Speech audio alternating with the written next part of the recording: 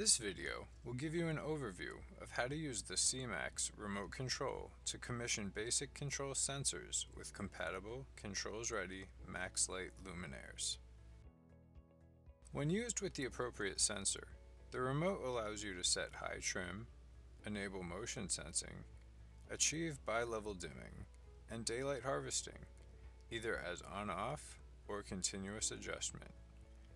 There are many different functions in this remote, so we'll go through it row by row and explain each one. On the first row, we have our on button, the off button, the test button, and the reset button.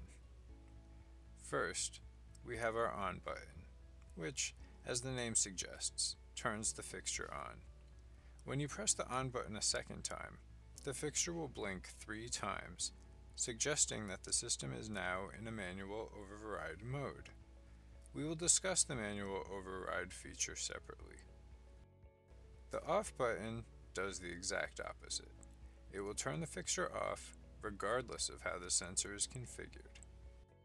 The test button will test the sensor to check if it's functioning or not. We will demonstrate the functions of the test button in a separate video. This button is handy during commissioning to confirm that the sensor is responding to the remote control correctly. The reset button will reset your settings to the factory default settings, just as they were right out of the box. The dim plus and dim minus buttons work to dim the fixture up or down to the desired light level. To use this, you would press the on button to turn the fixture on, then press the on button a second time. At this point, the system is in a manual override mode, as you will notice that the fixture blinks 3 times. At this point, you can use the dim plus and dim minus buttons to set your desired light level. The manual override will eliminate any pre-existing settings on the sensor and keep the fixture in an always on state. Again, once you do this, no motion sensing or any other function will change the fixture's behavior. The second row of buttons adjust the high trim settings. This is used to select the maximum light level the fixture will ever reach. So, if you bought a fixture at a certain wattage, and you'd prefer to use less wattage, you can choose to set the trim at 100%, 75%, or 50%, and the fixture will never exceed that limit. Next, we'll talk about motion detection features. First, we have the sensitivity row.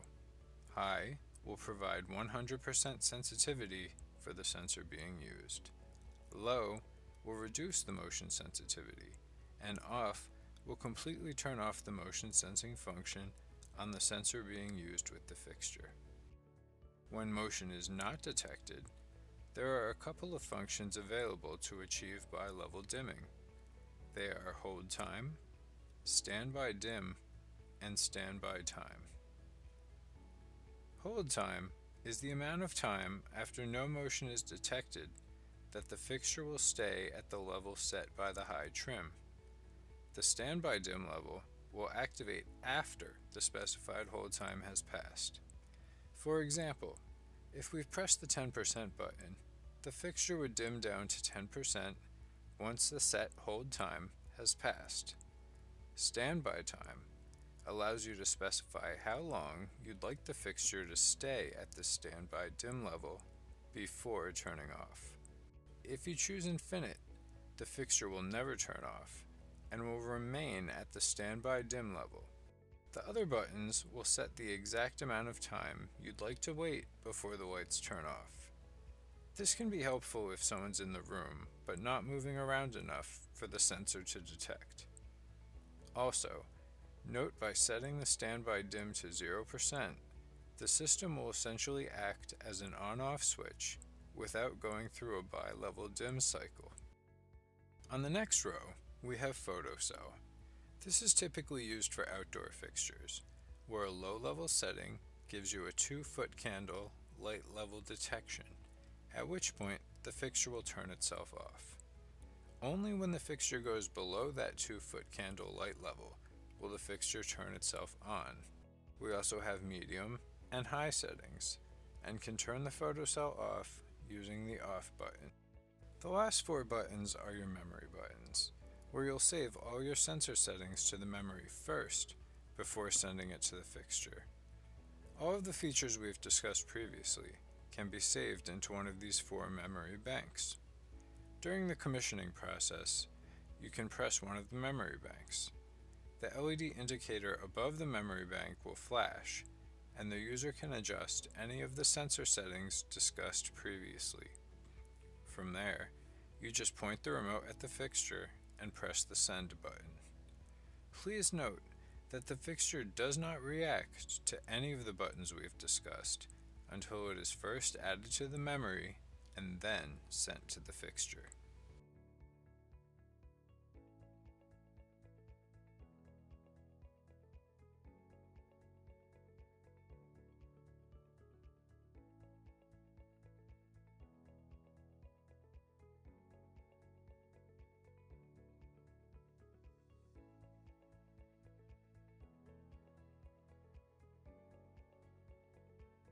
The final button is the CAM button. This stands for Continuous Adjustment Mode, which is a form of daylight harvesting, where the user gets to define how much light is desired.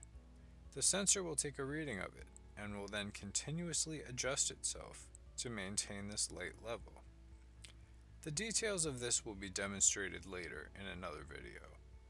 CAM mode works only with certain sensors and will be detailed out on the respective datasheets of those sensors. Thank you for watching, and be sure to check out our other CMAX videos.